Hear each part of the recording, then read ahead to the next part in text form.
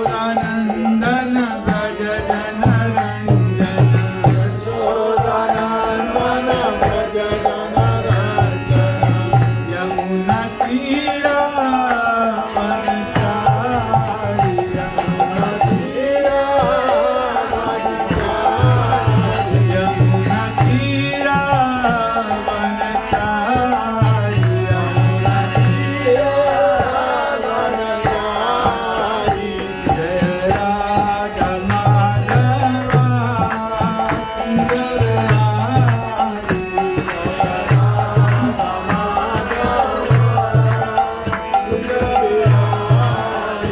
जय राधा माधवा कुंज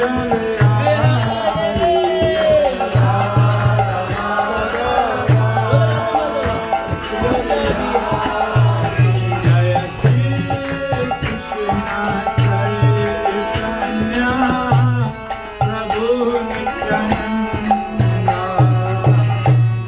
अद्वैता सदा शिवासादि गौर भक्तवृंद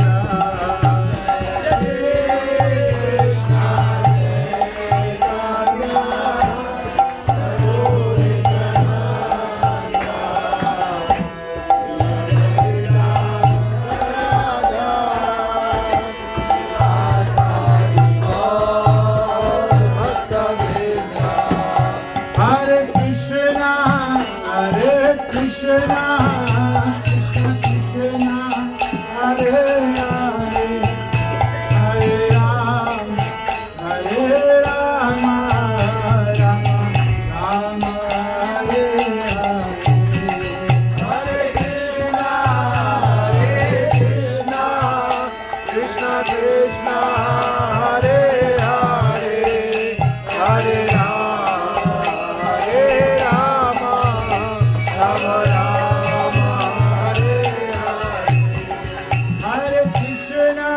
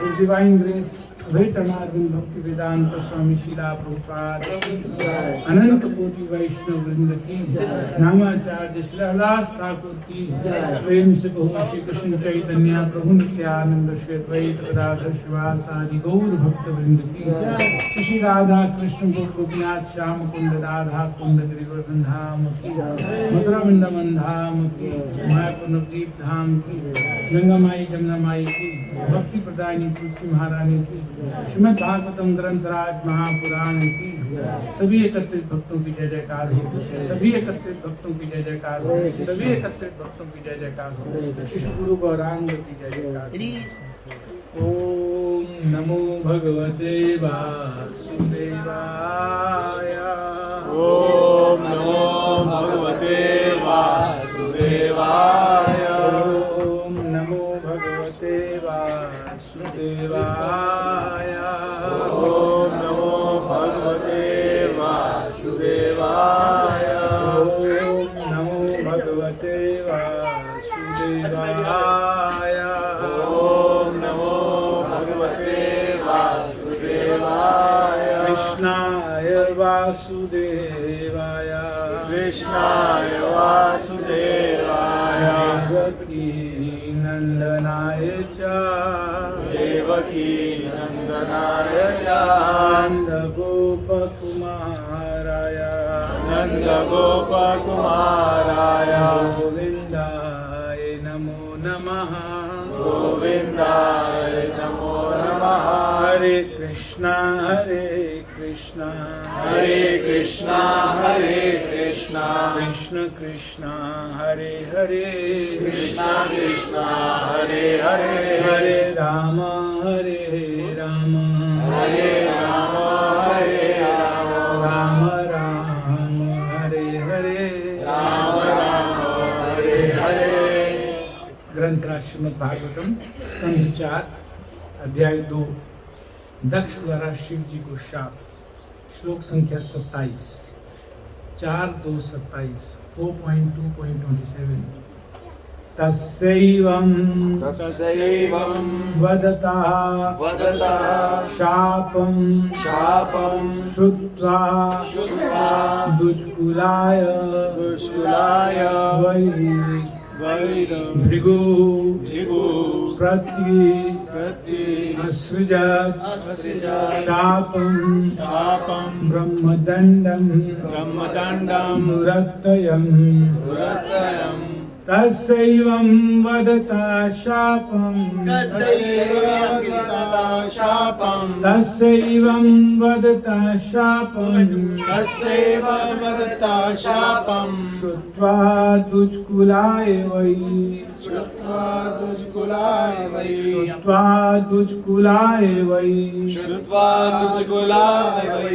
भृगु प्रत्यसृजत् शापं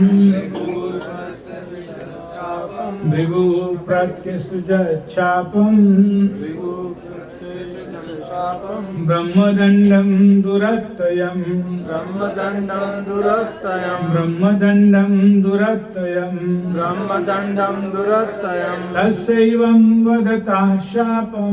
तस्यैवं वदता शापं श्रुत्वा दुष्कुलाय वै भृगु प्रत्यसृजत् शापं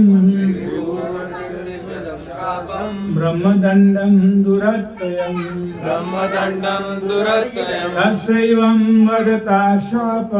तस्यैवं वदता शापं श्रुत्वा दुष्कुलाय वै भृगु प्रत्यसृजत् शापं ब्रह्मदण्डं दुरत्ययम्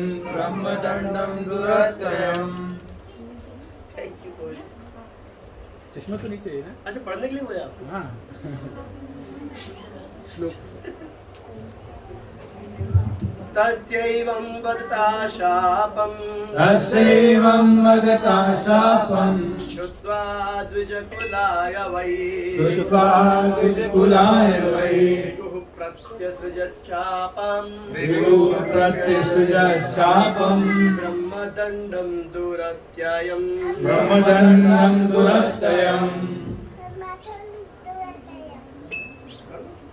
तस्यैव वदता शापम् तस्यैव वदता शापम् श्रुत्वा द्विजकुलाय वै श्रुत्वा दुष्कुलाय वै भृगुः प्रत्यासृज चापम् भृगुप्रत्यसृजच्छापम् ब्रह्मदण्डं दुरत्ययम् ब्रह्मदण्डं दुरत्ययम् तस्यैव वदता शापम् श्रुत्वा द्विजकुलाय वै भृगुप्रत्यसृजच्छापम्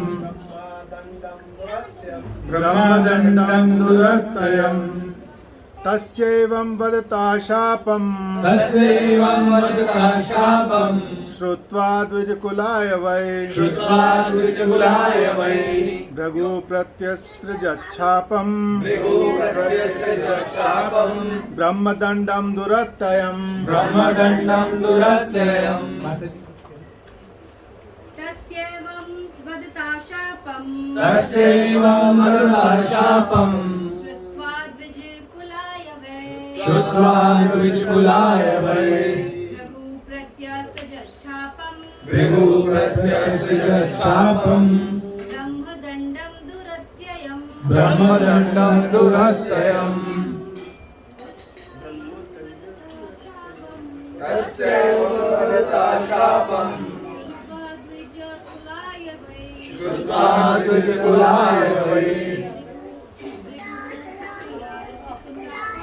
ब्रह्मप्रत्यसृजच्छापम् ब्रह्मदण्डं दुरत्ययम् तस्य नंदीश्वर का एवं इस प्रकार वदता शब्द शापम शाप श्रुत्वा सुनकर दुष्कुलाय ब्राह्मणों को वही निस्संदेह भृगु ने प्रतिसृजत दिया शापम शाप ब्रह्मदंडम ब्राह्मण द्वारा दिया गया दंड दुरत्ययम दुर्लभ दुस्तर अनुवाद एवं तात्पर्य भक्ति वेदांत स्वामी शिला प्रभुपाद के द्वारा किया गया। शिला प्रभुपाद की जय। अनुवाद। इस प्रकार जब नंदीश्वर ने समस्त कुलीन ब्राह्मणों को शाप दे दिया तो प्रतिक्रिया स्वरूप भृगु मुनि ने शिव के अनुयायियों की भर्त्सना की और उन्हें घोर ब्रह्म शाप दे दिया। तात्पर्य दुरत्या शब्द का व्यवहार ब्रह्मदंड अर्थात ब्राह्मण द्वारा दिए जाने वाले शाप के प्रसंग में हुआ है। ब्राह्मण द्वारा दिया गया शाप अत्यंत घोर अत्यंत प्रबल होता है, इसीलिए उसे दुरत्या अर्थात दुष्कर कहा गया है। जैसा कि भगवान ने भगवत गीता में कहा है कि प्रकृति के कठोर नियम दुर्लभ हैं, इसी प्रकार यदि कोई ब्राह्मण शाप देता है तो वह भी दुर्लभ है। किंतु भगवत गीता में यह भी कहा गया है कि भौतिक लोक के शाप या वरदान अंततः भौतिक सृष्टियां ही हैं। चैतन्य चरितामृतम से इसकी पुष्टि होती है कि जिसे भौतिक जगत में वरदान या शाप माना जाता है वे दोनों वस्तुतः एक ही धरातल पर हैं, क्योंकि वे भौतिक हैं। अतः इस भौतिक कलमश से छुटकारा पाने के लिए भगवान की शरण ग्रहण करनी चाहिए, जैसे कि भगवत गीता 7:14 में कहा गया है, मामेव ये प्रपद्यन्ते मायामेतां तरन्ति। सर्वश्रेष्ठ मार्ग यही है कि शाप तथा वरदान से ऊपर उठा जाए और भगवान कृष्ण की शरण ग्रहण की जाए तथा दिव्य स्थिति में रहा जाए। जिन लोगों ने श्री कृष्ण की शरण ग्रहण कर ली है वे सदैव शांति पूर्वक रहते हैं, ना तो उन्हें कोई शाप देता है और ना वे किसी को शाप देते हैं। यही दिव्य स्थिति है। ओम ज्ञानतिमिरान्धस्य ज्ञानाञ्जनशलाकया चक्षुरुन्मीलितं येन तस्मै श्री गुरुवे नमः। मूकं करोति वाचालं पंगुं लंघयते गिरिं यत्कृपातमं वन्दे श्रीगुरुं तारणं। वांछा कल्पतरुभ्यश्च कृपा सिन्धुभैव च पतितनां पावनेभ्यो वैष्णवेभ्यो नमो नमः। जय श्री कृष्ण चैतन्य प्रभु नित्यानंद श्री अद्वैत गदाधर शिवासादि गौर भक्तवृंदा। हरे कृष्णा कृष्णा कृष्णा हरे हरे, हरे राम राम राम हरे हरे। तो प्राय बहुत प्रसिद्ध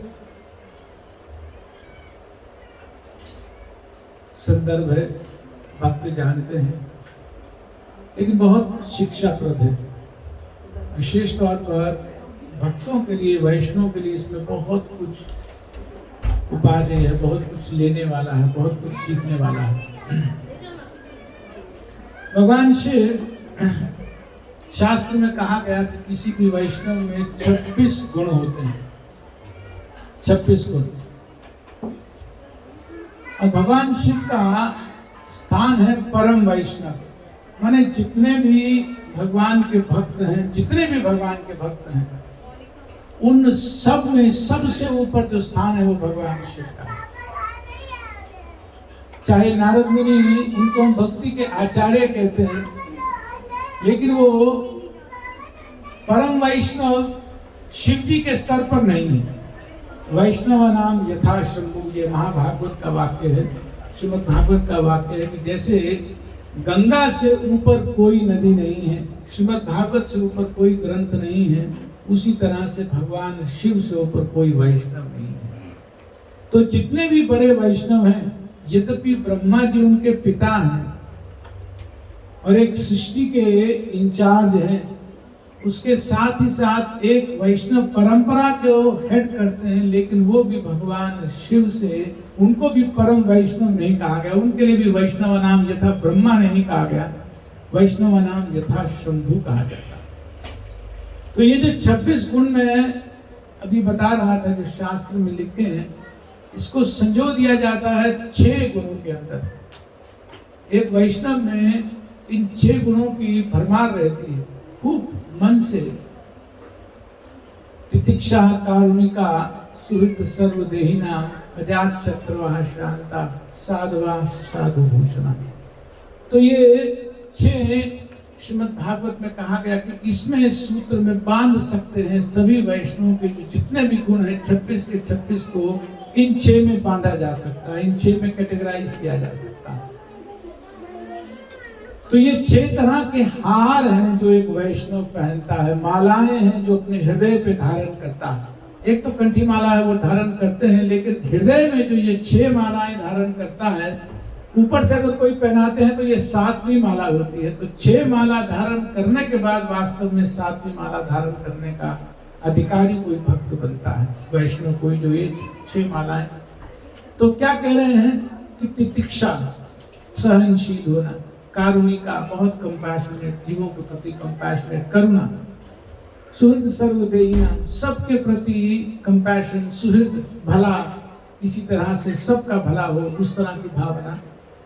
अजात शत्रु का अर्थ ये होता है कि जिसका शत्रु कभी जन्म ले ही नहीं सकता, कभी भी जिसका शत्रु उत्पन्न नहीं हो सकता, उसको अजात शत्रु कहते हैं। तो किसी वैष्णव का शत्रु कभी उत्पन्न नहीं हो सकता है, क्योंकि वो हृदय से सदा सामने भगवान के दर्शन, परमात्मा के दर्शन करता रहता है। तो जो हृदय से सामने परमात्मा का दर्शन कर रहा है, उस व्यक्ति का किसी में दोष देखने का कोई कारण ही नहीं बनता है। वह ईशुसी, वो तो अपने प्रभु को सामने देख रहा है। तो इस तरह से शांत रहते हुए, शास्त्रों का पालन करते हुए ये 6 मालाएं वैष्णव धारण करते हैं। और जो सर्वोपरि वैष्णव है, वो इसमें सबसे ऊंची स्थिति पर पूरी तरह से इन्हीं भाव में वो निमग्न रहते हैं। शिव जी के बारे में समझ लेना चाहिए, तभी ये संदर्भ वास्तव में समझ में आएगा। तो एक यहाँ पर शब्द आया अजात शत्रुवा, कि जिसका शत्रु कभी जन्म ले ही नहीं सकता, जो कभी किसी का शत्रु हो ही नहीं सकता। भगवत गीता में एक श्लोक आता है कि जो एक साधारण सा ब्राह्मण भी होता है, वो भी पंडिता समदर्शिना, जो थोड़ा भी प्रगति करता है भक्ति में, वो सामने ये नहीं देखता है कि कौन खड़ा है।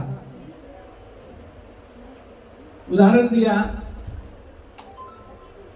वो समभाव से परमात्मा का दर्शन करता रहता है। सामने जिससे भी बात कर रहा है, जिसके साथ भी व्यवहार कर रहा है, ब्राह्मणे कवि हस्तनी शुनि चाइवा शोपाकेचा पंडिता समदर्शिना, वो बहुत समदर्शी होता है। समदर्शी तभी हो सकता है जब किसी सम वस्तु का दर्शन करे। तो सम वस्तु शरीर तो हो नहीं सकता है।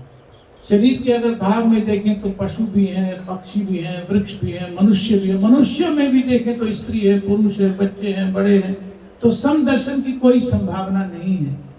लेकिन कहा गया कि जो विद्या विनय संपन्न है, जो विद्या से वास्तविक भक्ति से जो संपन्न है, जो विनयशील है, जो हम्बल है, जो झुक करके रहता है, वो दर्शन करना सीख लेता है।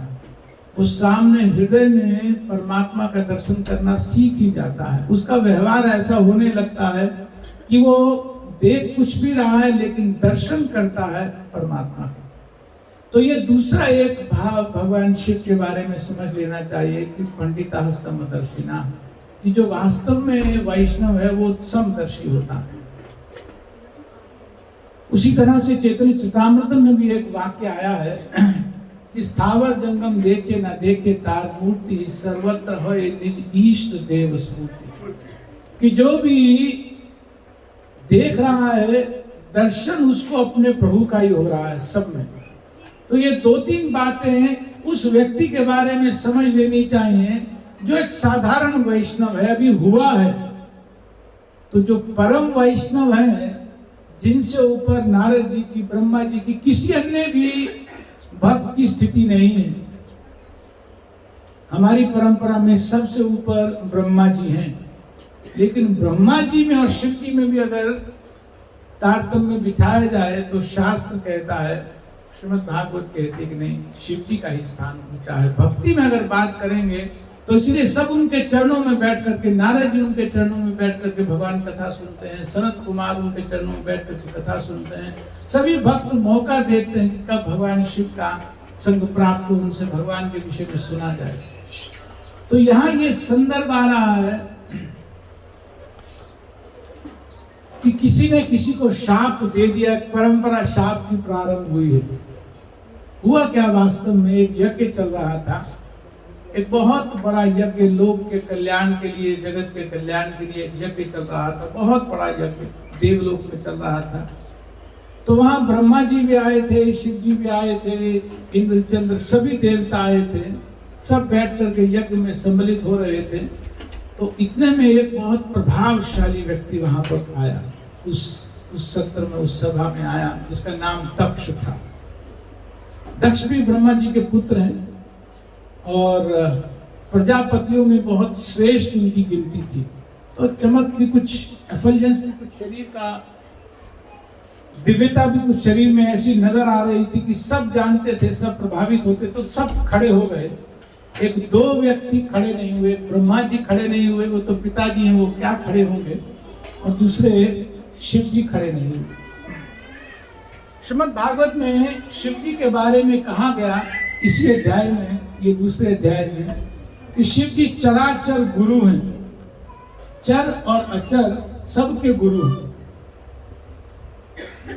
तो जितने भी गुरु वर्ग हैं उन सबके अगर गुरु बताया जाए तो भगवान शिव सबके गुरु हैं, चाहे कोई चर वस्तु है, अचर है, सबके वो गुरु हैं।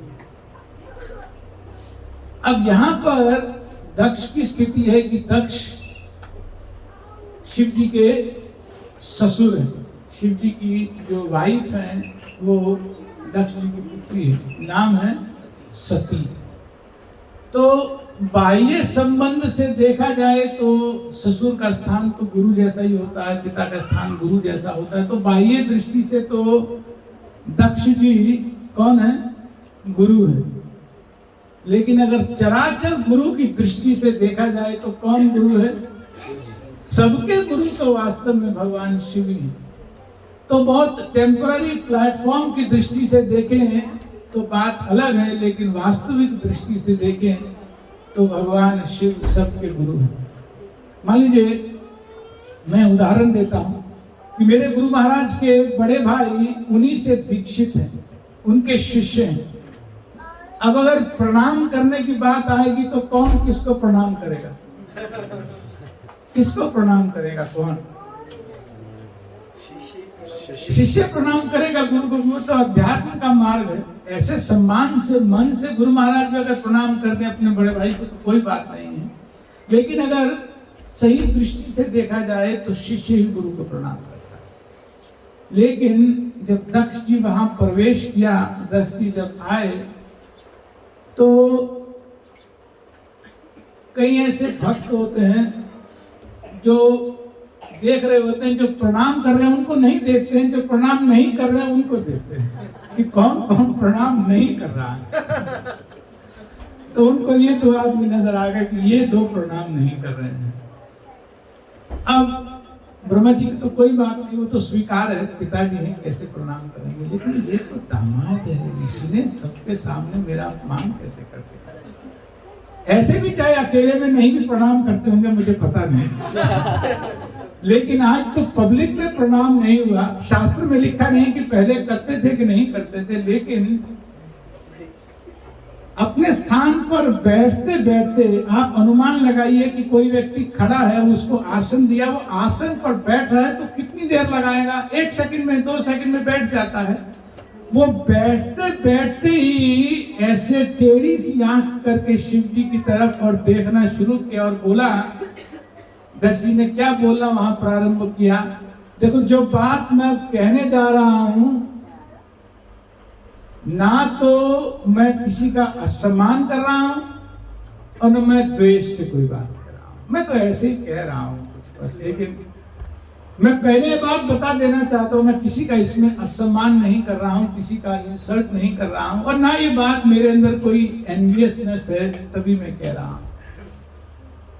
वो बैठते बैठते ही शुरू हो गए। सोचना चाहिए था कि उनके आने से पहले भी एक माहौल बना हुआ था, कुछ न कुछ चल रहा होगा, एक दिशा चल रही होगी सत्र की।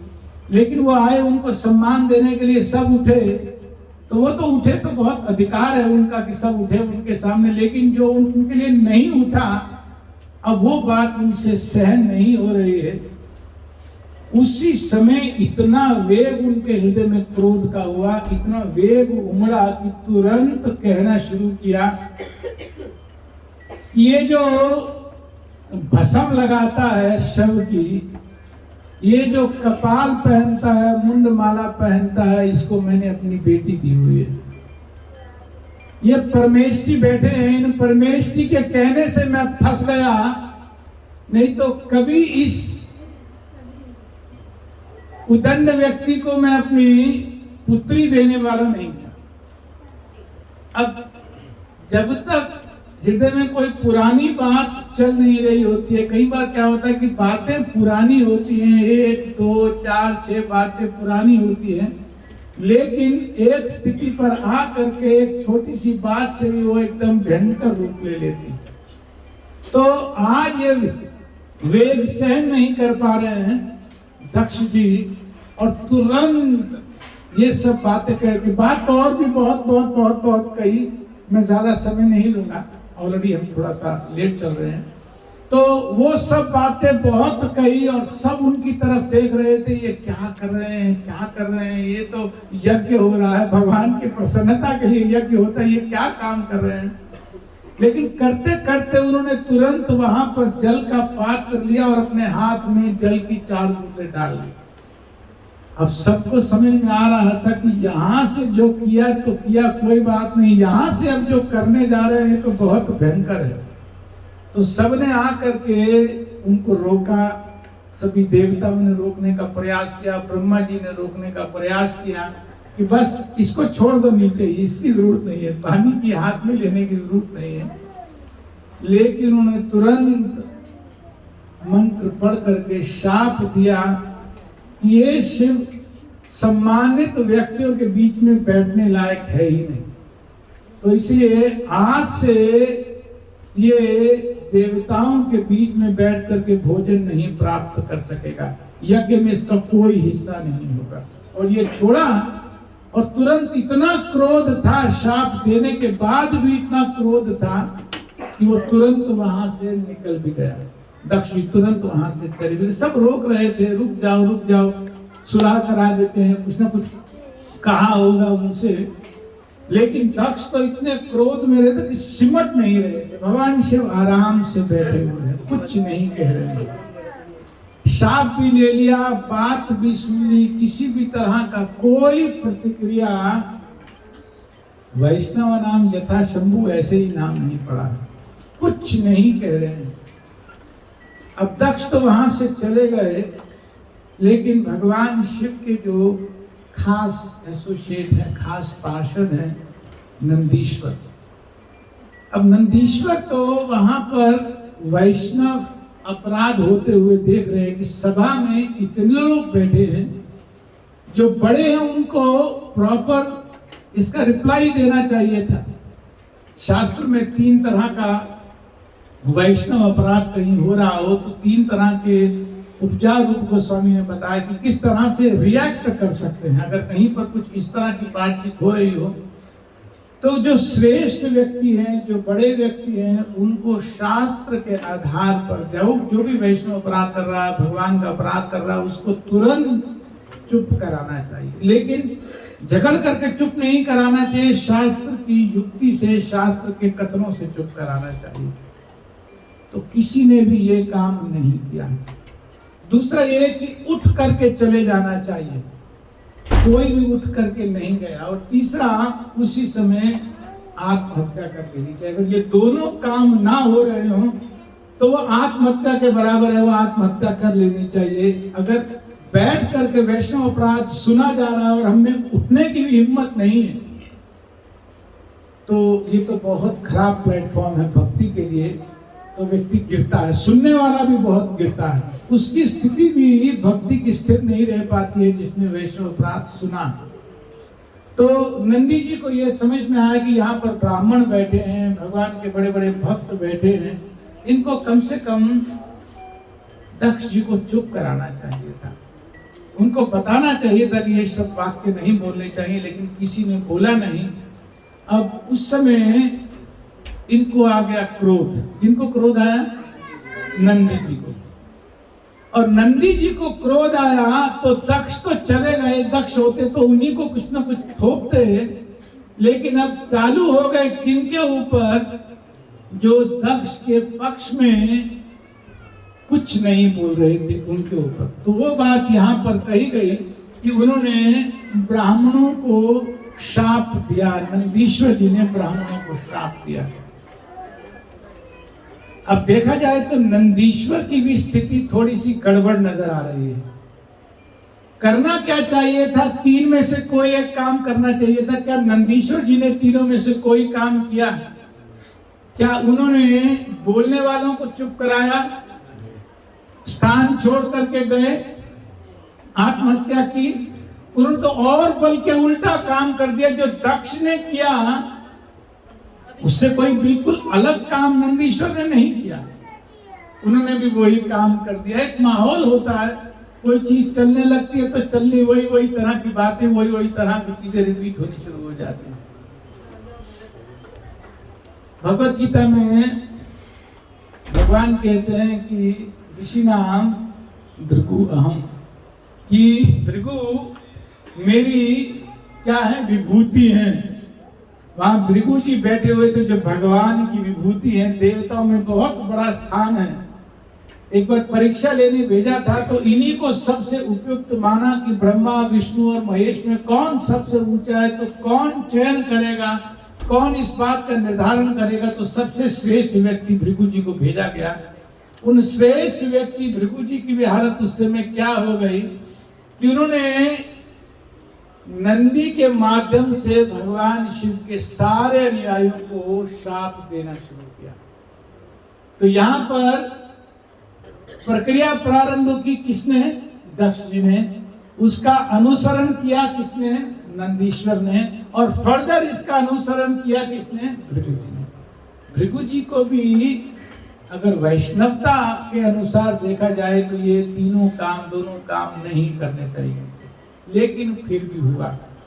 लेकिन जो परम वैष्णव हैं वो कुछ नहीं बोल रहे हैं, वो उठ करके तुरंत वहां से चले गए। भगवान शिव का आचरण उपयुक्त था कि नहीं था?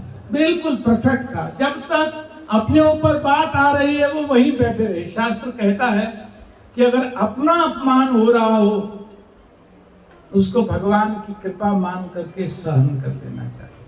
अपमान को कृपा मान लेना ये वैष्णवता है। उसी से तो अजात शत्रुता की भावना आएगी, उसी से तो कारुणिका तितिक्षिका की भावना आएगी। तो भगवान शिव बिना कुछ कहे किसी को, नहीं तो नंदीश्वर को चुप कराते, भृगु जी को चुप, भगवान तुरंत वहां से चले गए। अब जब चले गए तो यहाँ से जो चल रहा था यज्ञ पूरा हो गया, भगवान अपने घर आ गए। सती जी के पास आकर कुछ विशेष नहीं कहा कि आज पिताजी ने बहुत मालाएं पहनाई, कुछ नहीं कहा। बहुत समय निकल गया, इसी तरह से चलता रहा। अब इसको जो दक्ष जी को सभी प्रजापतियों का अध्यक्ष मनोनीत कर दिया। किसी न किसी को चीफ बनाना होता है। जितने प्रजापति, तो जो आदमी थोड़ा ज्यादा जुगाड़ू होता है वो जुगाड़ कर ही लेता है। कहीं ना कहीं पार्टी में ऐसी पावर में आई जाती है जो जुगाड़ू पार्टी है। तो ये सबसे श्रेष्ठ पद पर आ गए कौन? दक्ष। प्रजापतियों के अध्यक्ष बन गए। अब बहुत समय से हृदय में यह था भी कि अभी पूरी अंदर से भड़ास निकली नहीं है, तो उन्होंने अब आगे एक बहुत बड़े यज्ञ का आयोजन किया। वाजपेयी यज्ञ और दूसरा उसके साथ एक यज्ञ और करते हैं, वो सबसे बड़े यज्ञ माने जाते हैं। जब उस यज्ञ का न्योता भेजा गया तो एक एक छोटे से छोटे देवता को, उप देवता को, सेकेंडरी ध्यान रख रख के कि सबके यहाँ भेजा। शिव जी को कोई न्योता नहीं दिया और शिव जी के माध्यम से बेटी को भी, सती को भी किसी तरह से बुलाया नहीं। अब जो यज्ञ का दिन था, जिस दिन से यज्ञ प्रारंभ होना, ऐसा यज्ञ होने वाला था, ऐसा यज्ञ होने वाला था कि वास्तव में बहुत विरला कोई इस तरह का यज्ञ होता हो। तो शिव जी को बुलाया नहीं। और मैं ये बात इसलिए बता रहा हूं कि यहाँ पर यद्यपि हम सब इन कथाओं को जानते हैं, सुनते रहते हैं, लेकिन विशेष तौर पर इन कथाओं में हम गृहस्थों के लिए भी थोड़ा सा प्रयास करके भक्ति में आगे जाना चाहते हैं। उनमें शिक्षाएं देखने के लिए, समझने के लिए बहुत हैं। सबसे पहला तो ये बात समझ लेना चाहिए कि ब्रेक लग जाती है अगर 1 सेकंड, 2 सेकंड, 5 सेकंड, 10 सेकंड तक दक्ष अपने आप को रोक लेता। ब्रेक लग जाती वहीं की वहीं, ये सिलसिला आगे शुरू नहीं होता। ब्रेक लग जाती तब भी कि दक्ष चले गए होते, आगे भी यहाँ पर स्थिति कोई बिगाड़ता नहीं। ब्रेक फिर भी लग जाती यदि भृगु जी स्थिति को संभाल करके अपने आप को रोक लेते, लेकिन किसी तरह से इन तीनों ने अपने आप को, बहुत बड़े तीनों का स्थान है, लेकिन तीनों वास्तव में मन के वेग के आगे हार गए। जो व्यक्ति मन के वेग को रोक लेता है, रूप गोस्वामी बात कहते हैं कि वास्तव में वो शुद्ध भक्ति के मार्ग पर अग्रसर हो रहा होता है। मन के वेग को रोक लेने का एक प्रयास करने की आवश्यकता है, लेकिन यहाँ नहीं हुआ। और उसके बाद दक्ष ने आगे भी जब यज्ञ किया तो भड़ास अभी और उसके मन में, नहीं तो क्या फर्क पड़ता, हो गई बात, खत्म हो गई, बेटी को बुलाना चाहिए। अगर वो वास्तव में ये समझता है कि इसने मेरा अपमान किया, मुझे नहीं बुलाया, कई बार ये भी होता है, बड़े लोग भी छोटों को कई बार बुला लेते हैं। मान लो ये नजर आ रहा है कि सामने वाला नहीं बुला रहा है, कई बार होता है, तो बड़े लोग खुद बुला लेते हैं। हरे कृष्णा कैसे हो प्रभु, या हरे कृष्णा बेटे कैसे चल रहा है, बड़ा हो जाता है, तो बात खत्म हो जाती है। फिर पुरानी अगर कोई बात होती भी है तो वो समाप्त हो जाती है, शिष्टाचार की बात है। कई बार चक्कर में रह जाते हैं कि सामने वाला पहले प्रणाम करे तो मैं जवाब दूं, लेकिन पहल भी की जा सकती है, प्रणाम पहले भी किया जा सकता है। मैं एक बार एक महाराज को यहाँ सुन रहा था, मंदिर के अध्यक्ष थे, अब महाराज हैं 4-5 साल से। वो एक कथा में एक दिन कह रहे थे कि अगर प्रणाम करने की बात आए तो सबसे पहले कोशिश करना चाहिए कि हमारा प्रणाम करने में नंबर लगे। एक वहां पर बरसाना में एक बाबा जी हैं, बहुत प्रसिद्ध है, प्राय सब लोग उनका नाम जानते हैं। वो प्रतिदिन शाम को बरसाना की परिक्रमा करने जाते हैं और कोशिश करते हैं कि वो पहला प्रणाम करते हुए चले सबको, और यदि किसी ने पहले प्रणाम कर दिया तो उससे अधिक झुक करके प्रणाम करते हैं। जितना वो झुका उससे अधिक झुक करके प्रणाम करते हैं। तो एक अंदर एक हृदय की स्थिति की बात है। तो बुलाया नहीं इसने, और सभी देवता अपने अपने प्लेन्स पर, अपने अपने मर्सिडीज गाड़ियों पर, अपनी अपनी मारुति कारों पर जा रहे थे। कहां पर? यज्ञ में शामिल होने के लिए। और जब ये सती देख रही थी तो अंदर बाहर हो रही थी, ऊपर देखती थी सब देवता बातें करते हुए जा रहे हैं, शिव जी के यहाँ, दक्ष जी के यहाँ यज्ञ है, वहां जाना है। सुनती थी पिताजी के यहाँ यज्ञ है, तो बार बार अंदर आती थी, शिव जी को देखती थी, इनको कैसे कहूँ, इनको कैसे कहूँ, इनवाइट तो किया नहीं, लेकिन फिर हिम्मत करके पार्वती जी ने आकर के बोल दिया, आपको पता लगा कि वहां यज्ञ है? तो पता चला, मुझे मालूम है यज्ञ।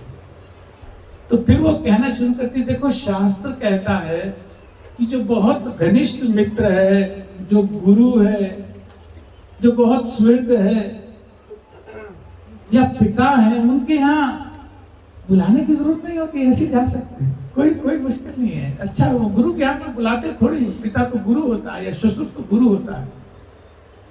बात तो उसकी ठीक है, लेकिन शिव जी बहुत आराम से उसको समझाते हैं कि वास्तव में मुझे कोई आपत्ति नहीं चलने में, लेकिन वो अपमान करने के कारण उन्होंने नहीं बुलाया, वो भूले नहीं है हमें बुलाना। ऐसा नहीं कि वो भूल गए और हम अगर हम वहां पर जाएंगे तो उसका अपराध और बढ़ेगा, ससुर साहब का अपराध और बढ़ेगा।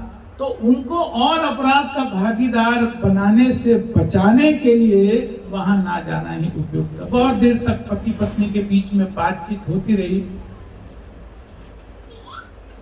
शास्त्र कहता है कि अगर पति पत्नी में आपस में किसी बात पर मतभेद हो, एक ओपिनियन ना हो, अलग अलग ओपिनियन हो सकता है कि कभी किसी का कोई ओपिनियन है, किसी का कोई ओपिनियन है, तो ऐसी स्थिति में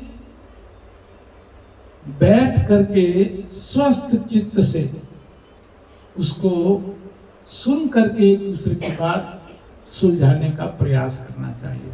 दोनों को एक प्लेटफॉर्म पर आकर के स्थिर होना चाहिए। जहां भी मतभेद है, अगर दूसरे व्यक्ति में किसी कारण से किसी बात की पुष्टता है, फर्म उसका ओपिनियन है और हमारा भी ओपिनियन फर्म है मान लीजिए, तो बैठ करके दूसरे की बात, दूसरे की भावना, we should try to step into the shoes of other person. ये बहुत एक गृहस्थ जीवन की एक बहुत उत्तम रीति होती है कि डिफरेंसेस को लेकर के चलना नहीं होता है, डिफरेंसेस को स्वस्थ चित्त से, अच्छे हेल्दी हार्ट के साथ बैठ करके एक ही प्लेटफॉर्म पर या तो वो आ जाए या हम चले जाएं, दोनों में से यही भावना होनी चाहिए। लेकिन कौन जाए? जिस दूसरे का पक्ष शास्त्र अनुसार हो, ये देख लेना चाहिए कि दोनों में से किसके पक्ष में शास्त्र है। मेरी बात मान लीजिए, अगर शास्त्र अनुसार नहीं है लेकिन वो मेरे अपने हित, मेरे अपने हृदय को प्रिय है, तो उस बात को एक बार छोड़ करके ये धारण करना चाहिए मन में कि शास्त्र किसके पक्ष में है, दोनों में से किसके पक्ष में शास्त्र है। जिसके भी पक्ष में शास्त्र है उसको शास्त्र के अनुसार बात कह करके और दूसरे व्यक्ति को मान लेना चाहिए।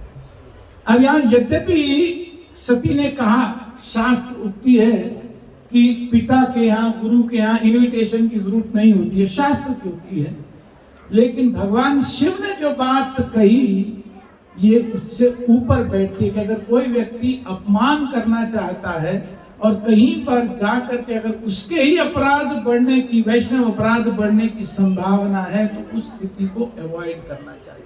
ये बहुत ऊंची स्थिति है। एक तो लौकिक दृष्टि है, एक आध्यात्मिक दृष्टि है।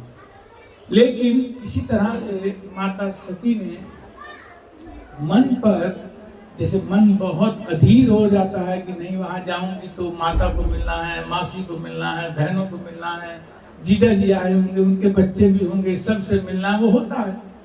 तो उससे रहा नहीं गया, बार बार आकर के शिव जी को देखती थी, शायद ये थोड़ा पसीज जाएंगे, शायद थोड़ा ढीले हो जाएंगे, अच्छा चलो चलते हैं, शायद कह दे अच्छा चलो चलते हैं। लेकिन ऐसा कुछ नहीं हुआ। शिव जी बिल्कुल देख नहीं रहे थे सती की तरफ। अब तो सती को भी थोड़ा सा क्रोध हो गया कि मैं इतनी बार आगे पीछे हो रही हूँ, बाहर जाती हूँ अंदर जाती हूँ, बाहर जाती हूँ अंदर जाती, मैं स्थिर नहीं हो रही हूँ, तो इन्हीं को मान जाना चाहिए था, यही क्यों नहीं मान रहे हैं। लेकिन जब नहीं मान रहे हैं तो मैं थोड़ी जाए भी ना मानूंगी, मेरे अनुसार तो ये बात ठीक है। तो सती उस समय अपने पति का, भगवान शिव का जो परम वैष्णव है, उनका अनादर करके और तुरंत जाने की घोषणा करती थी कि मैं तो जाऊंगी। भगवान शिव उस समय उसको रोकते नहीं। उसके हृदय के वेग को देख करके ये बिल्कुल आतुर है जाने के लिए, अब भगवान शिव नहीं रोकते हैं। एक बात कहते हैं कि वहां जाने से तुम्हें दुख होगा, वहां जाने से तुम्हें किसी तरह की कोई प्रसन्नता की प्राप्ति नहीं होगी, मुझे नजर आ रहा है। तो जाते जाते भगवान शिव उनसे ये भी कह देते हैं कि ये अच्छा तुम्हारा डिसीजन नहीं है, फिर भी तुम लेना चाहते हो तो मैं तुम्हें रोकूंगा नहीं।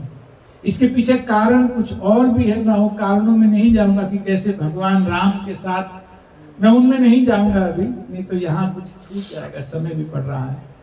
तो सती एकदम अकेली वहां से, ना किसी को साथ लिया, ना भगवान शिव के किसी गण को, ना किसी पार्षद को साथ लिया, तो तुरंत सती अकेली घर से पिताजी के हाथ जाने को तैयार हो जाती है। तुरंत ऐसे निकलती है।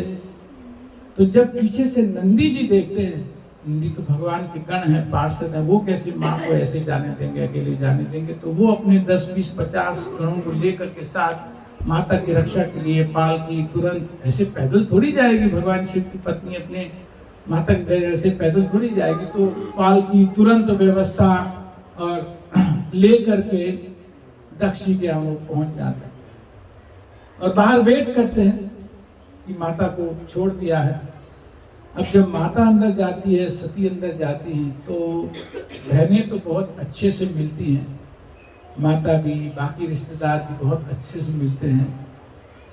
दक्ष बिल्कुल आंख भी नहीं देखता है माता सती की तरफ, ऐसे भी नहीं देखता है, हुआ भी नहीं करता, हरे कृष्णा भी नहीं करता, आयो बेटा कैसे हो, कुछ नहीं करता है, जैसे आई कि नहीं आई कोई बात नहीं। यहां पर देखा जाए तो दक्ष ने एक अति कर दी। अभी बिना बुलाए भी अगर मेहमान आए तो शास्त्र में कहते हैं कि अतिथि देवो भव। नहीं बुलाया था पुत्री को, लेकिन फिर भी आई, सम्मान किया था, फिर भी आई। इसका मतलब उसने तो अपनी तरफ से स्थिति को संभालने की कोशिश की। यद्यपि पति को नाराज करके आई, फिर भी अपनी तरफ से स्थिति को संभालने की ही कोशिश की। तो यहाँ पर एक बड़े व्यक्ति का जो कर्तव्य उस समय होना चाहिए था, अभी तक जो हुआ छोड़ दीजिए, वो तो मारो उसको, आग लगाओ। लेकिन यहाँ जब सती ने आकर के जब स्थिति को संभालने का प्रयास किया, यहाँ पर दक्ष को अपने आप को जरूर समेट लेना चाहिए था, प्रणाम स्वीकार करना चाहिए था, हाल चाल ठीक है, सब ठीक है, कुछ ना कुछ तो पूछना चाहिए था। और इतनी प्रिय थी सती अपने पिताजी की, एक तो सबसे छोटी थी और सबसे चहेती, सबसे प्रिय यही थी। अब जब सती ने देखा कि पिता ने तो आंख भी नहीं मिलाई, हाल भी नहीं पूछा, तो पति का तुरंत स्मरण आ गया कि पतिदेव ठीक कहते थे, मेरा बहुत यहाँ आने से गड़बड़ होगा, मुझे यहाँ फिर बार बार सोचनी, मुझे यहाँ नहीं आना चाहिए था, मुझे यहाँ नहीं आना चाहिए था, मुझे यहाँ नहीं आना चाहिए था। अब पार सती को तो वो बुला लेते, सती को बुलाया क्यों नहीं? शिव जी के कारण से नहीं बुलाया। सती ने कुछ नहीं कहा। अपने वेग को सहन कर ले। वो भी तो एक वैष्णव की पत्नी है, उसने सहन कर लिया। सहन कर लिया।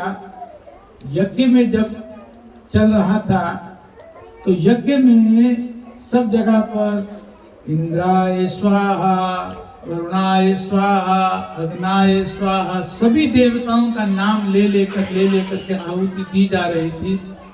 कहीं पर भी रुद्राय स्वाहा, शिवाय स्वाहा नाम नहीं हो रहा था, कहीं भी पति का नाम नहीं आ रहा था। तो उसको ये समझ में आ गया, ये नहीं उसको पता था कि यज्ञ में शिव जी का भाग भी मेरे पिता ने, दक्ष ने, प्रजापति ने बंद कर दिया है। तो अपना असम्मान हो रहा है, ये सती ने स्वीकार कर लिया, सहन कर लिया। इस बात पर वो बिल्कुल रोष नहीं हुआ कि ठीक है, मैंने तो अपना धर्म पालन किया। यद्यपि पिताजी को बाकी सब ने मिले, माता मिली, बहनें मिले, सब मिले, लेकिन नहीं मिले, कोई बात नहीं। लेकिन जब उसने देखा कि शिव जी के लिए यज्ञ में किसी भी तरह का कोई भाग नहीं छोड़ा गया है, किसी भी तरह का कोई उनके लिए मंत्रोच्चारण बोल करके स्वाहा हो, तो बिल्कुल वो आप से बाहर हो गए। होना चाहिए था कि नहीं होना चाहिए था? एक वैष्णव, अब पत्नी की बात छोड़ दीजिए, एक महावैष्णव का अपमान हो रहा है, इस दृष्टि मात्र से भी वहां पर बोलना चाहिए था। और उस समय वो बहुत सुंदर शास्त्रों का आधार लेकर के, वास्तव में आपको शिव का स्थान नहीं पता है, जो शास्त्र उक्ति है भगवान शिव के बारे में, अपने पति के माध्यम से नहीं, एक अनुभव तो पत्नी के अनुसार वो करती ही थी कि कितनी ऊंची स्थिति है, कितनी वैराग्य की उनकी स्थिति है, वो सब स्थिति को प्रकट नहीं किया। प्रकट वो किया जो शास्त्र की उक्ति है कि वास्तव में भगवान शिव का क्या स्थान है। हम सब भी ध्यान से भगवान शिव के बारे में 2 मिनट समझ लें कि भगवान शिव कोई जीव नहीं है, जीव तत्व नहीं है। भगवान शिव के स्थान पर कभी जीव नहीं पहुंच सकता है। एक शिव तत्व अपने आप में अकेला एक पोजीशन है, उस स्थान पर कोई नहीं पहुंच सकता। वो एक अलग ही पोजीशन, एक अलग ही तत्व है। तो भगवान शिव के समकक्ष कोई जीव कभी हो नहीं सकता है, संभावना भी नहीं है। उस पद पर, उस पोजीशन पर कोई पहुंच भी नहीं सकता। कई बार ये कहा जाता है कि ये तो ब्रह्मा जी के पुत्र हैं जो कैलाश पर है। अगर इस ढंग से समझा जाए तो एक सदाशिव भी है। सदाशिव, सदा का क्या अर्थ होता है? एटर्नल। वो पोजीशन जो महाविष्णु जी की पोजीशन है, जो भगवान के, जो विष्णु जी के जो मूल तत्व है, वही भगवान शिव है। तो मैं सार में आपको ये बताना चाहता हूं कि शिव जी के बारे में हमें थोड़ा ध्यान से समझ लेना चाहिए कि वो मात्र देवता ही नहीं है। मैं सुबह गुरु जी को बता रहा था कि एक बार, बहुत वर्ष पहले की बात है, 25 वर्ष हो गए होंगे इस बात को, तो एक भक्त, मुंबई के भक्त थे, तो महाराज उस समय मुंबई में थे, जुहू मंदिर में, राधा रास बिहारी मंदिर में महाराज थे। तो वो भक्त भी मुंबई के थे। तो जुहू मंदिर के बिल्कुल बाहर, जो लोग गए हैं कभी जुहू मंदिर उन्होंने देखा, तो बिल्कुल बाहर एक भगवान शिव का मंदिर है। हमें से गए हैं कोई जुहू मंदिर, भगवान शिव का मंदिर देखा है बाहर में, बिल्कुल बाहर मंदिर। तो वो भक्त आए, हमारे गुरु भाई है, वो आए, महाराज को प्रणाम किया। तो महाराज ने पहला प्रश्न उनको पूछा कि भगवान शिव के मंदिर में प्रणाम करके आए थे क्या? बोले हाँ महाराज, प्रणाम किया।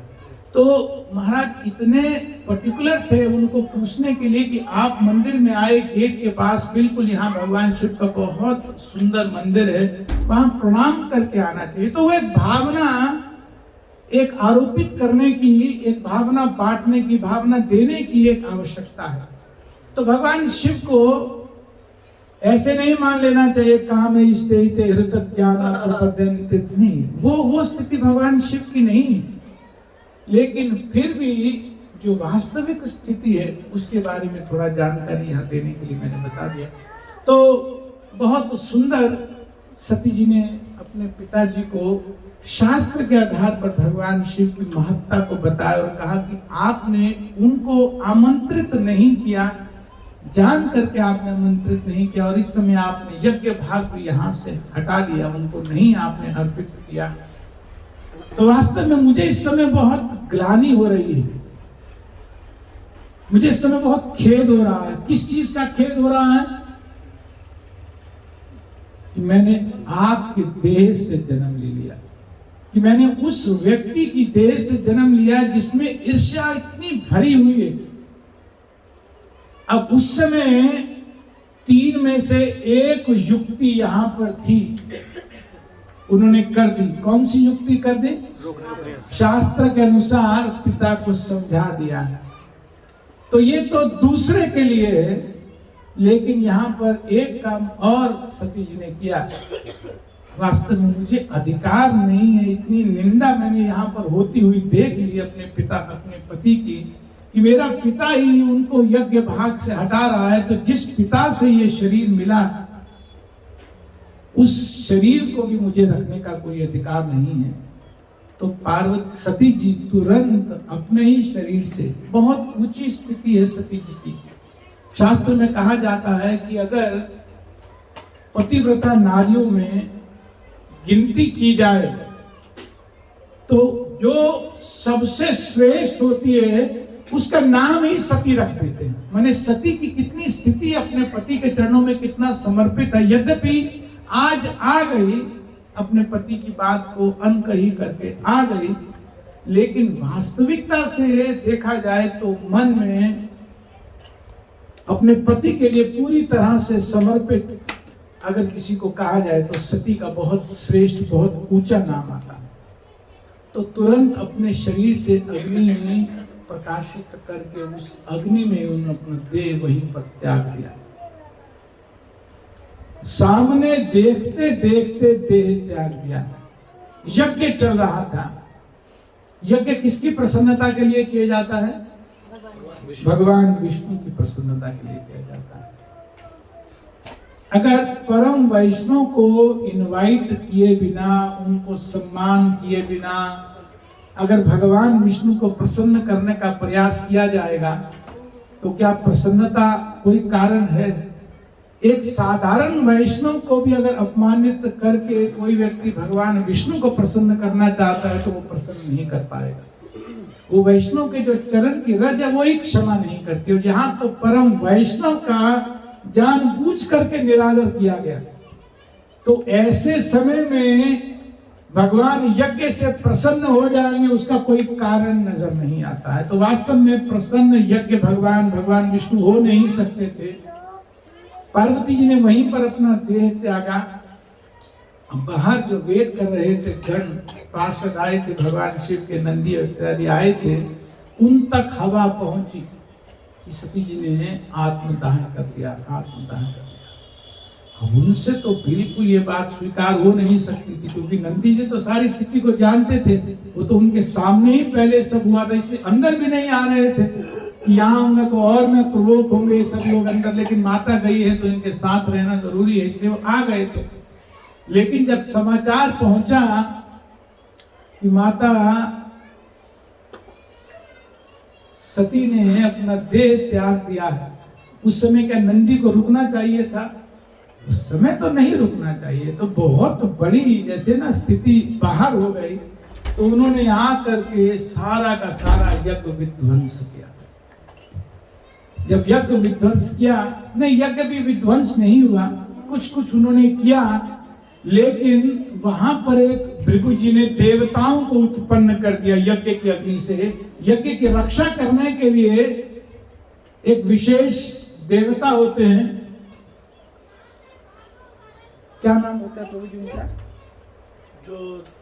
जो यज्ञ की अग्नि से, मुझे भी नाम ध्यान है, विशेष देवताओं को उत्पन्न करके यज्ञ की रक्षा की जाती है।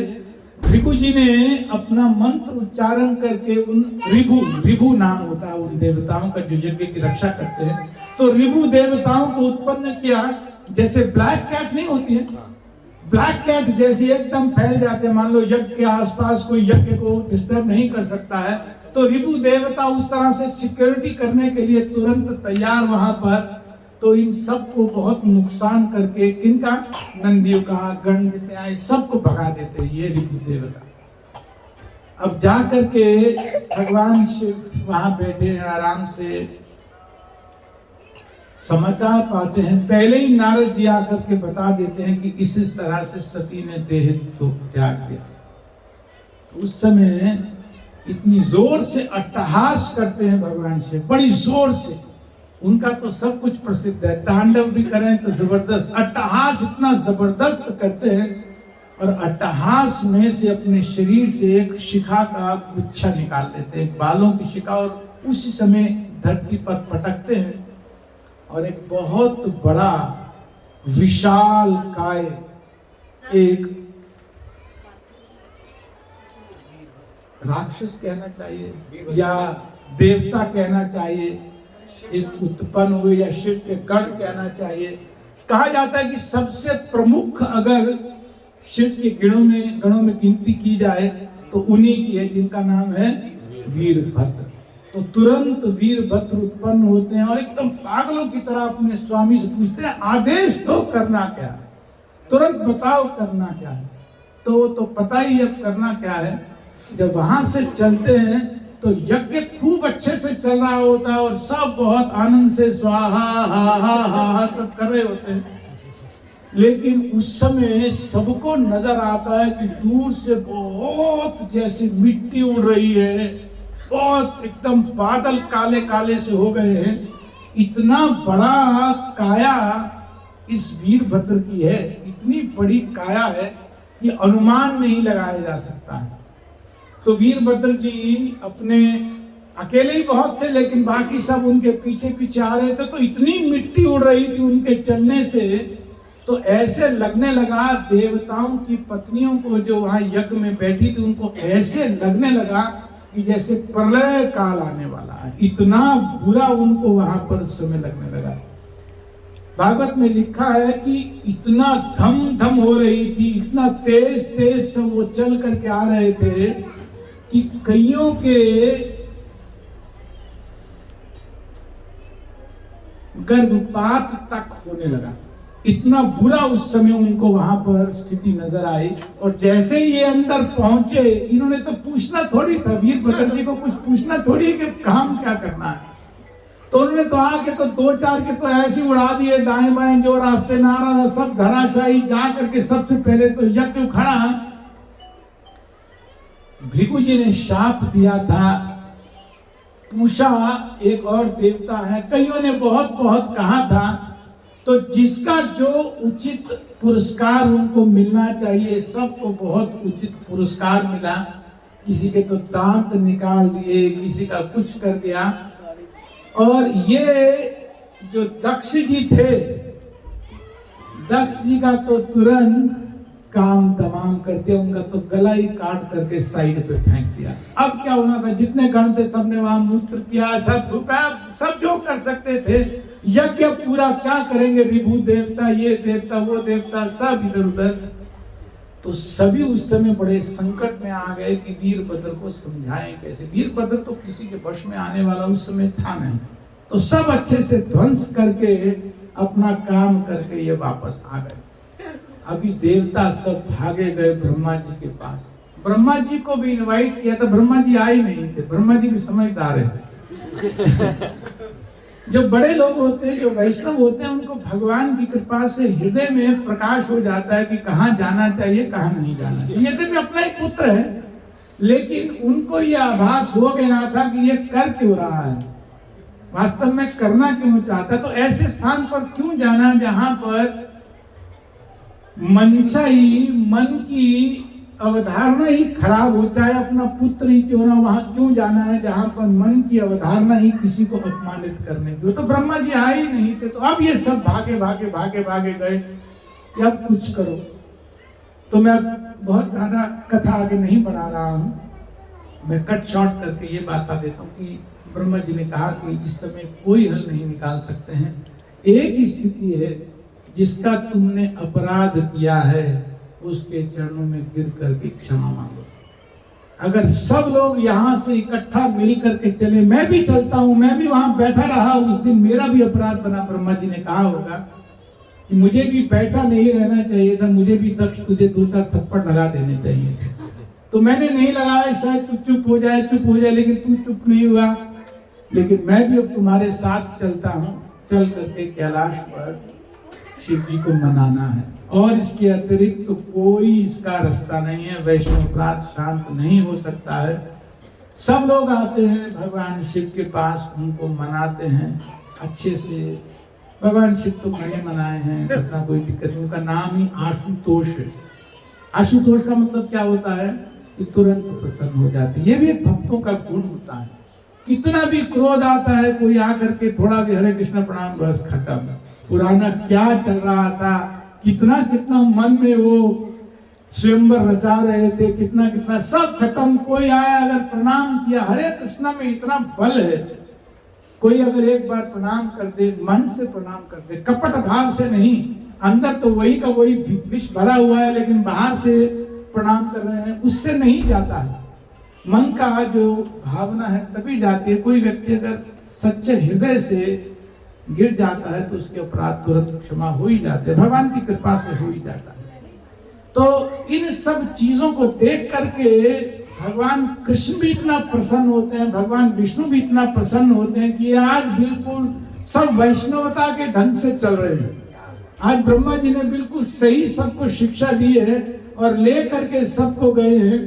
तो आज ब्रह्मा जी के इस व्यवहार को देख करके, सभी देवताओं के व्यवहार को देख करके सब भगवान शिव के चरणों में आकर के प्रणाम कर रहे हैं, क्षमा मांगा रहे हैं। तो सब आकर के जब इस तरह से कर रहे हैं तो भगवान विष्णु से भी नहीं रहा गया, वो भी सीन पर पहुंच जाते हैं।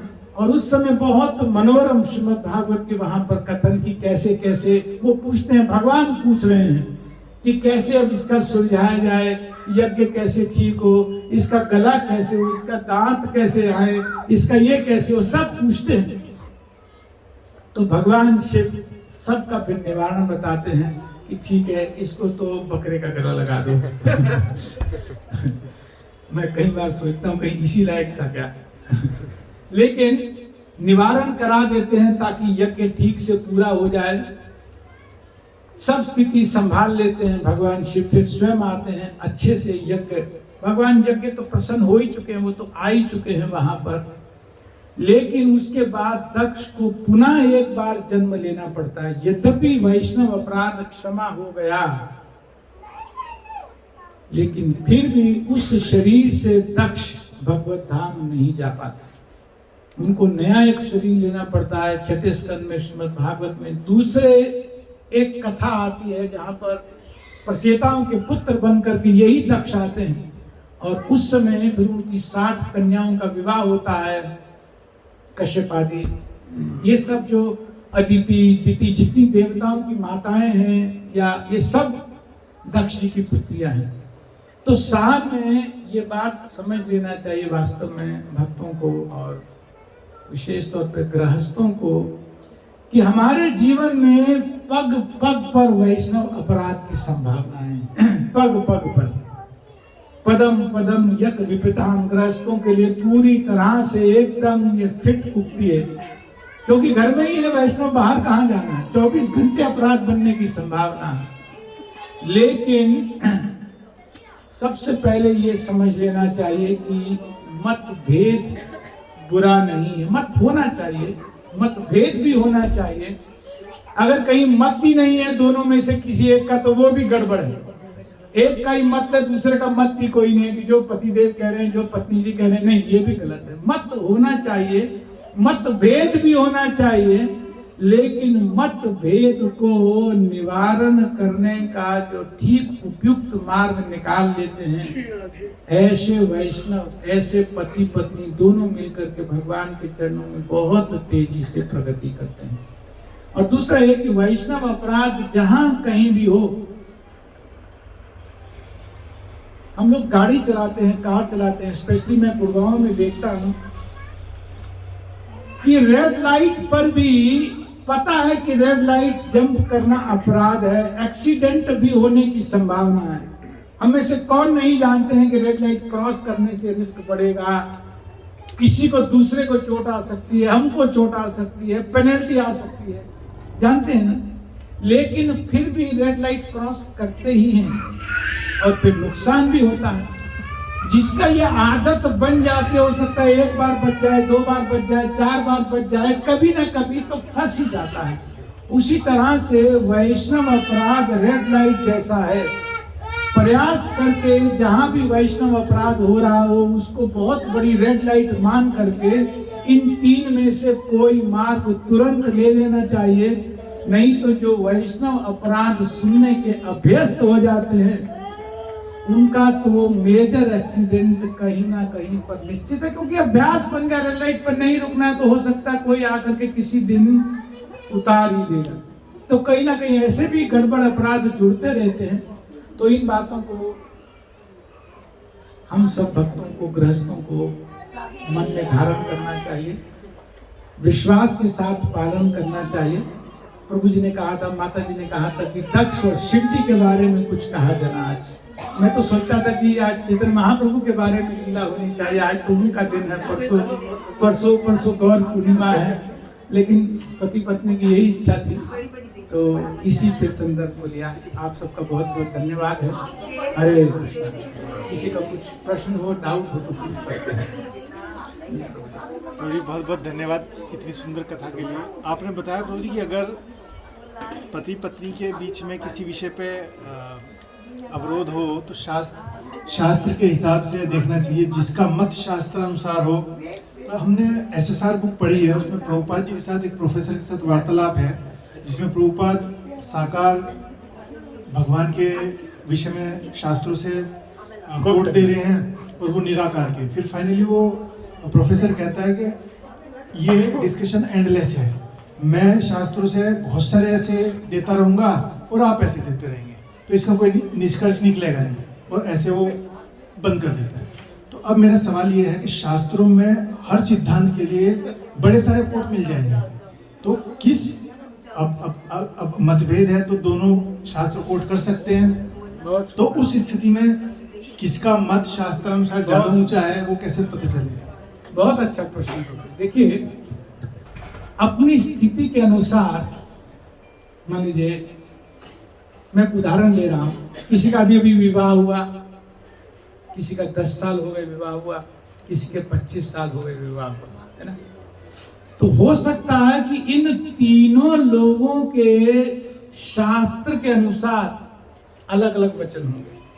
तो जिसका अभी विवाह हुआ उसके ऊपर जो बात कही जाएगी, और जिसका 25-30 वर्ष हो गए विवाह हुआ, उन दोनों पर वो बात इक्वल मैग्नीट्यूड के साथ, इक्वल फोर्स के साथ अप्लाई नहीं की जा सकती। तो अपने स्तर के अनुसार, अपनी स्थिति के अनुसार, अपनी सिचुएशन के अनुसार जो बात बैठती है उसी को पकड़ना चाहिए।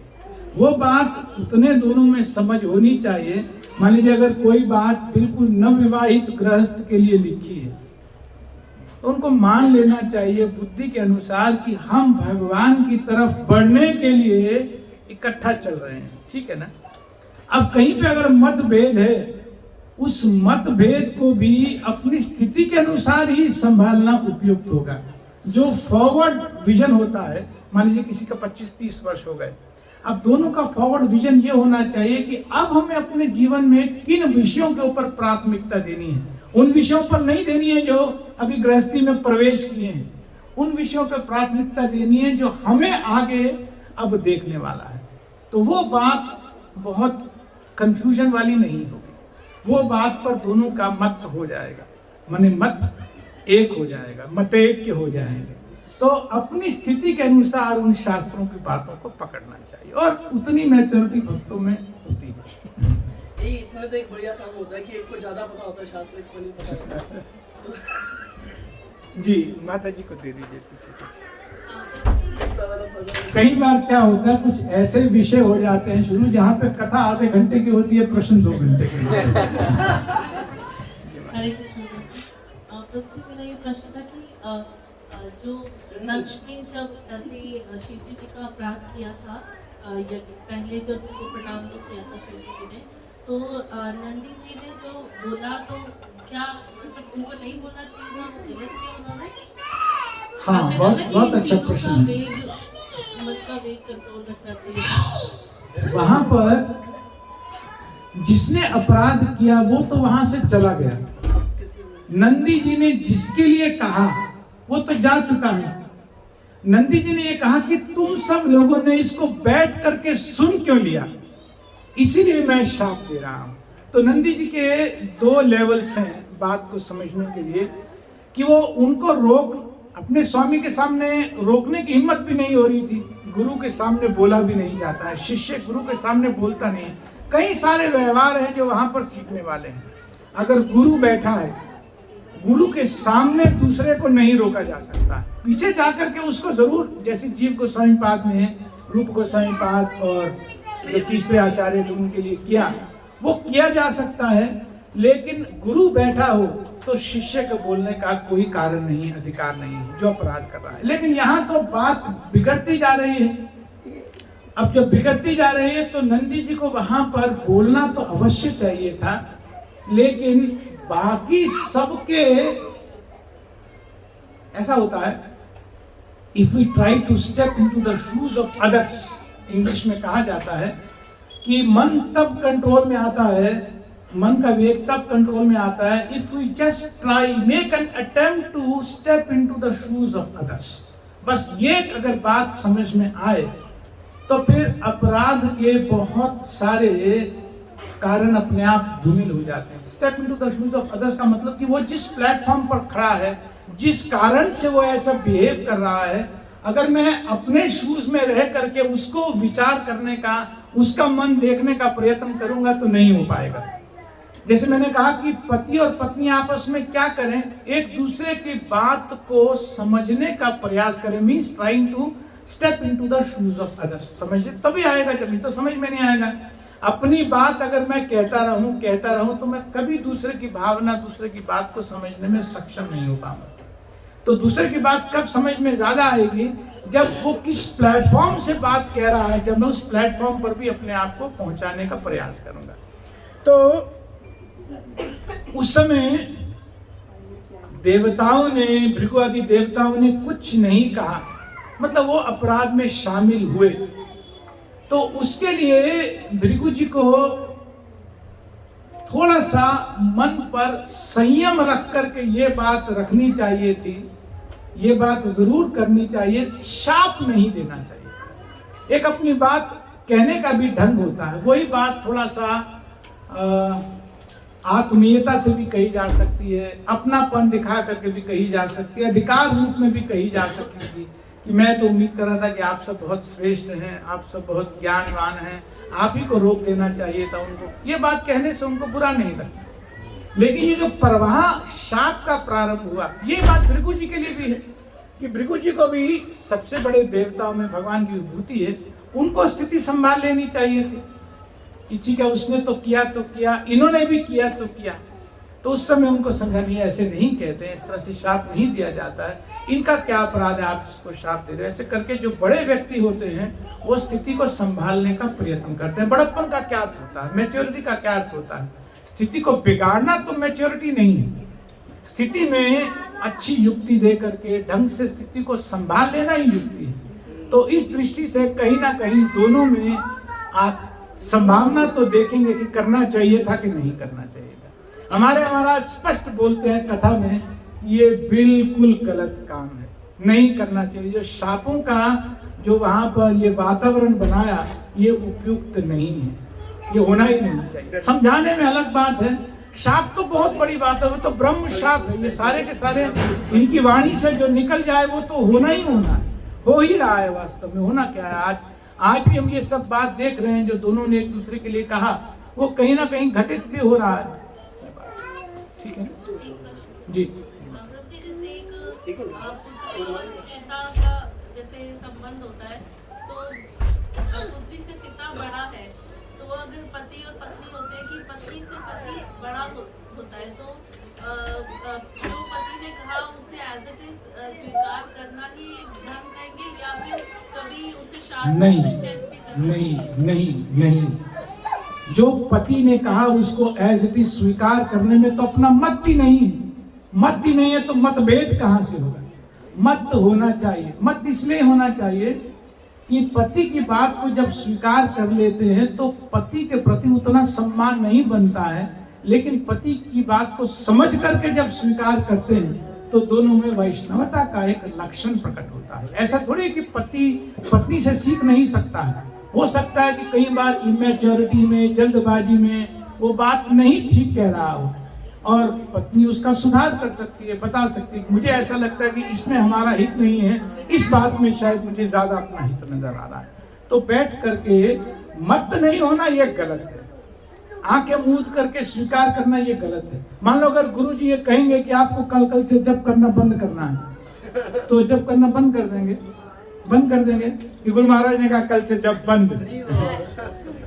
कौन हम में से अगर गुरु महाराज कहें कि जप करना बंद, कल से बंद कर देंगे, करेगा कोई?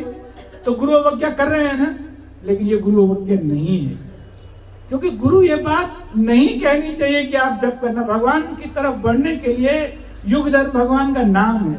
अगर शास्त्रोक्त तो वचन गुरु नहीं कह रहा है और उसकी बात हम नहीं मान रहे हैं तो कोई अपराध नहीं है। उसी तरह से पति अगर लग रहा है या पत्नी की कोई शास्त्रोक्त वचन नहीं कह रहा है या कह रही है, तो बैठ करके उसको अपना मत, अपना विचार देना चाहिए। मत नहीं हो, ये तो सबसे खराब स्थिति है, ये तो अंधे वाली बात है। तो अंधा यथा अंधे, अंधे बन, अगर पति अंधा है वो गिर रहा है तो हम भी गिर जाएंगे, ऐसा नहीं होना। जी मेरे क्वेश्चन है कि हम लोग हमेशा सुनते हैं कि हमारे लिए सबसे इम्पोर्टेंट है साधु संग सर्वशास्त्र है। और जो दूसरा ये भी होता है कि फैमिलियरिटी ब्रीड्स कंटेम्प्ट। जब वैष्णव के पास आते हैं तो प्रभु जी महत्ता कम हो जाती है और हम उनसे ज़्यादा मिलते हैं, तो फिर हम उनका उतना उचित सम्मान नहीं कर पाते हर बार, या मन में भावना जाती है कि ठीक है हमारे जैसी तो साधारण है। तो प्रभु जी इससे कैसे बचें? आज से इसको रिलेट करो आज की कथा से, अपना प्रश्न को आज के संदर्भ से पहले जो प्रश्न पहले उसको ले लेते हैं। आपका जनरल प्रश्न है, मैं इसको ले लूंगा, बाद में ले लूंगा। हरे कृष्ण प्रभु जी, एक प्रश्न था कि जैसे आपने बताया कि एक सॉल्यूशन है कि वैष्णव अपराध से बचने का, जो लास्ट सॉल्यूशन था कि सुसाइड कर लेना। हाँ, लेकिन तो सुसाइड करने से तो भूत की नहीं ऐसे प्राप्त होती है, ऐसा बताया कि पिशाच की, और मतलब बहुत तो फिर पहला करना चाहिए ना, वो तो तीसरा है जिसमें दूसरा भी करने की हिम्मत नहीं है, स्थान से भी उठ नहीं जा रहा है, उसके लिए कहा यार तू तो आत्महत्या ही कर। ये फर्स्ट प्रायोरिटी नहीं है। पहला क्या है, उठ के जाने में क्या दिक्कत है? चलो आप उसको हो सकता है युक्ति से, शास्त्र के आधार पर उसको नहीं चुप करा, ये बात मानी जा सकती है। वो व्यक्ति ज्यादा, या आपका मन करता नहीं मैं इसको नहीं कह सकूंगा, उठ के जाने में तो कोई बल नहीं पड़ता है। अगर जो उठ के भी नहीं जा रहा है वो तो प्रेत योनि में ऐसे ही है। उसको क्या प्रेत योनि? जो वैष्णव अपराध सुन रहा है, उस अपराध से उसको आगे जो नुकसान होने वाला है उससे बचाने के लिए उसको कहा जा रहा है। भक्ति समाप्त हो जाती है, मूल से भी नष्ट हो जाती है। इसलिए इसको हाथी मत जैसा, जैसे हाथी जाकर के किसी खेत में सब उजाड़ देता है, टोटल उजाड़ देता है, सिर्फ भक्ति का बीज उजड़ जाता है। तो जिसका भक्ति का बीज उजड़ जा रहा है, अगर वो आत्महत्या कर रहा है तो उसकी भक्ति स्थिर रहेगी, जिस लेवल पर उससे नीचे नहीं आएगा, उसका हित है। अदरवाइज तो भक्ति जड़ से जाने वाली है, तो उससे बचना चाहिए, इसलिए कहा। ठीक है जी। जी एक्चुअली मतलब हम हम्बल किसे कह सकते हैं, मतलब विनम्र हम वास्तव में हम क्या परिभाषा से बता सकते हैं कि हाँ ये व्यक्ति हम्बल है? बहुत अच्छा प्रश्न है कि कौन व्यक्ति हम्बल है।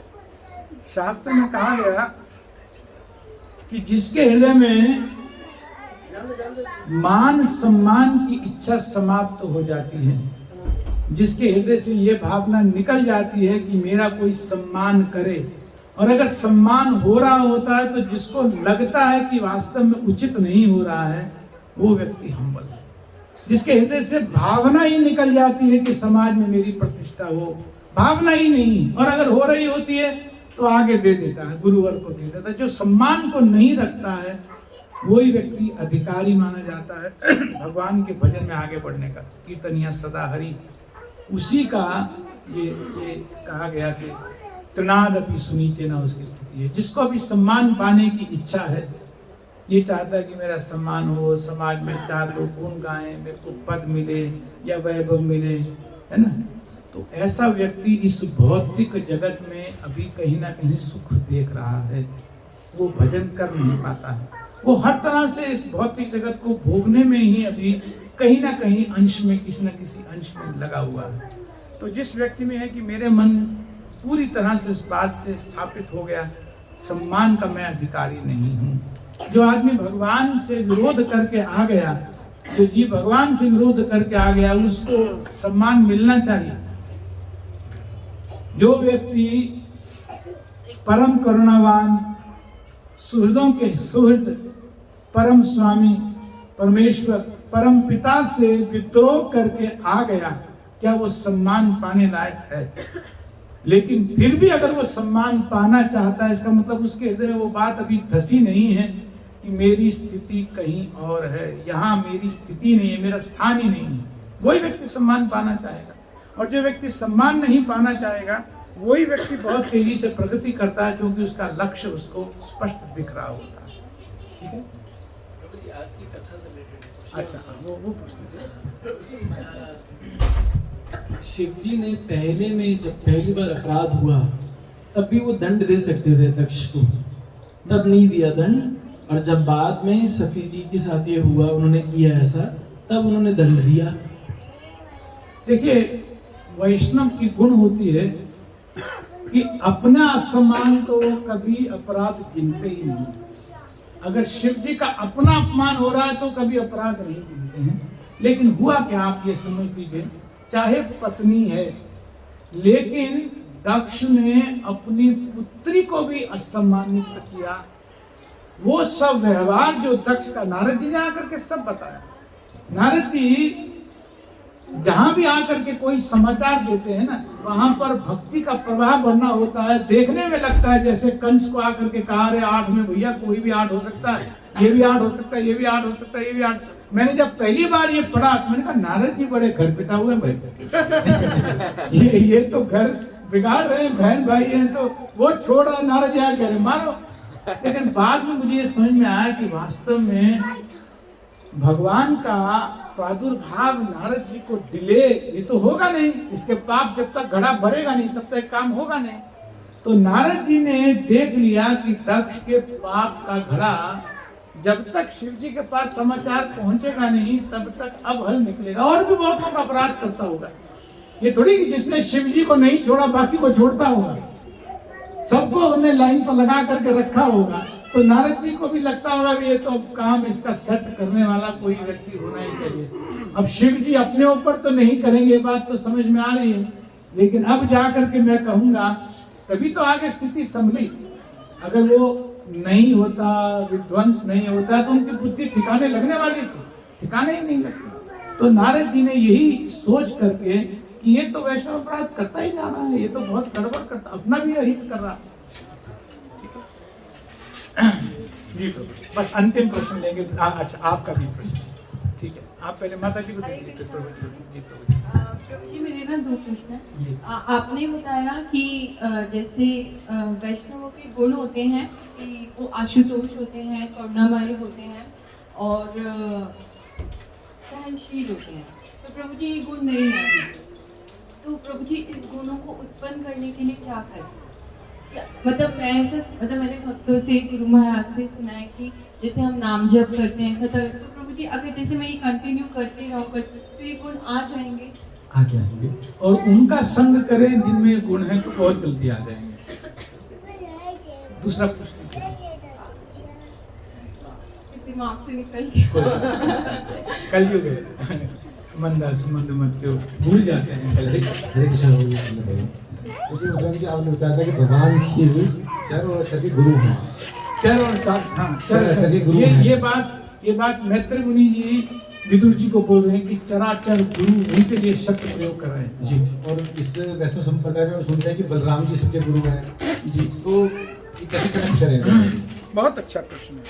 देखिए, इस भौतिक जगत की अगर बात करें तो भौतिक जगत में जो भी हैं उस सृष्टि का कोई स्वामी है, तो स्वामी माना जाता है, इस भौतिक जगत के स्वामी माने जाते हैं भगवान शिव, पिता माने जाते हैं, सबसे बड़े सर्वेश्वर माने जाते हैं, और पार्वती जी को माँ माना जाता है। तो लौकिक दृष्टि से, इस भौतिक जगत की दृष्टि से देखा जाए तो सबके स्वामी भगवान शिव हैं और उस स्थान पर उनको देखना चाहिए।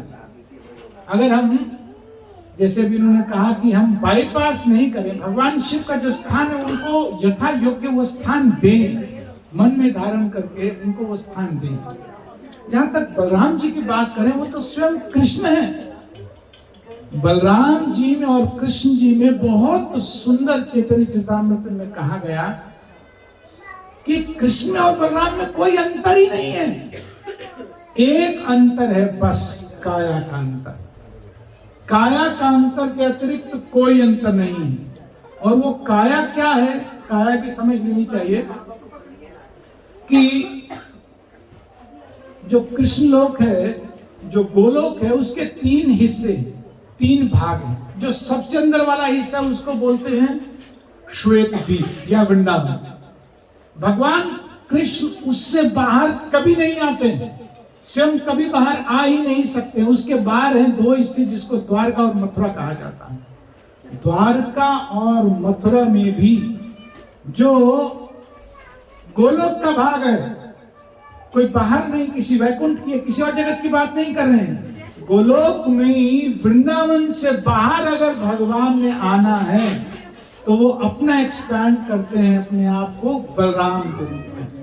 तो जो मथुरा में या द्वारका में या कहीं अन्य भी अगर हम भगवान कृष्ण के बारे में चर्चा करते हैं तो वो सब बलराम जी की बात करते होते हैं। ये बात कृष्णदास कविराज गोस्वामी ने बहुत सुंदरता से चैतन्य चरितामृत में समझाई। तो कृष्ण जी और बलराम में तो अंतर ही कोई नहीं है। अगर हम कहा कि वैष्णव नाम यथा शंभु के वैष्णवों में सबसे बड़े हैं, तो वैष्णवों में सबसे बड़े हैं ना, कृष्ण या कृष्ण के सेकंड एक्सपेंशन से तो बड़े नहीं है। इनके गुरु तो, सबके गुरु तो भगवान हैं, आदि गुरु तो बलराम जी हैं ही हैं। लेकिन अगर ये कहा जाए कि चराचर का इस भौतिक जगत में जो सबसे बड़ी पदवी पर कौन है, तो वो भगवान शिव। ये बात समझो। हम जो है जो प्रार्थना करते हैं, गो निताई जी से प्रार्थना करते हैं, बलराम जी से प्रार्थना करते हैं भगवान की कृपा के लिए, तो शंकर भगवान का तो कहीं जिक्र नहीं आता ऐसा कि हे शंकर भगवान, मतलब करते हैं, हम लोग करते हैं, ऐसा नहीं है। हाँ, जैसे हम अपने गुरु जी को प्रार्थना करें, आगे परंपरा में प्रार्थना करें, भगवान शिव जितना जल्दी से प्रसन्न हो जाएंगे। मैं एक बात और यहाँ पर कहता हूँ, मुझे पता नहीं हम में से कौन आए होंगे, मैं बहुत से ऐसे भक्तों को जानता हूँ जो कृष्ण भक्ति में आने से पहले भगवान शिव के परम भक्त थे, परम भक्त। लेकिन किसी तरह का मन में कोई कपट नहीं था, कुछ भौतिक लाभ लेने की इच्छा नहीं थी, तो भगवान कृष्ण, भगवान विष्णु, भगवान शिव प्रसन्न होकर के प्रमोट कर देते। तो जो भगवान शिव की भक्ति कर रहे हैं, सच्चे मन से कर रहे हैं, वो उनको अपने स्वामी के पास, उनके चरणों में अपने आप भेजते रहते हैं। हमें बहुतों पर हो सकता है कि इस तरह की कृपा हुई होगी, मैं नहीं जानता।